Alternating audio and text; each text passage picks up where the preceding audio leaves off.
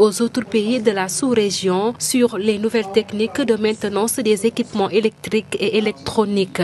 L'objectif est d'outiller les acteurs de techniques clés de travaux sous tension. Jusqu'en 2019, c'était le nettoyage hors tension. Donc il fallait couper l'électricité et nettoyer. Maintenant on ne coupe plus. Donc avec ces techniques, on fait ce qu'on appelle du travail du nettoyage sous tension.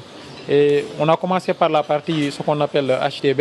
On va l'étendre avec de nouvelles techniques. Cette année, nous avons expérimenté le nettoyage des équipements télécoms de contrôle commande pendant les inondations et ça a donné de très bons résultats.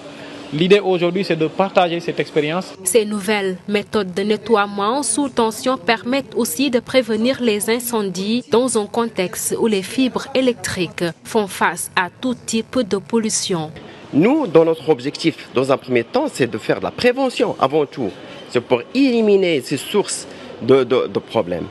Et dans un second temps, au cas où il y a un incident, essayer de récupérer le maximum possible tout en faisant un nettoyage avec des équipements spéciaux pour ne pas remplacer tout le matériel qui était endommagé. Dans un cadre, bien sûr, de coopération sud-sud et puis dans un cadre orientation nationale ici au Maroc, ce sont des orientations de Sa Majesté. Et aujourd'hui, si on est là, c'est juste pour le partage et des techniques de nettoyage sous tension et globalement des travaux sous tension.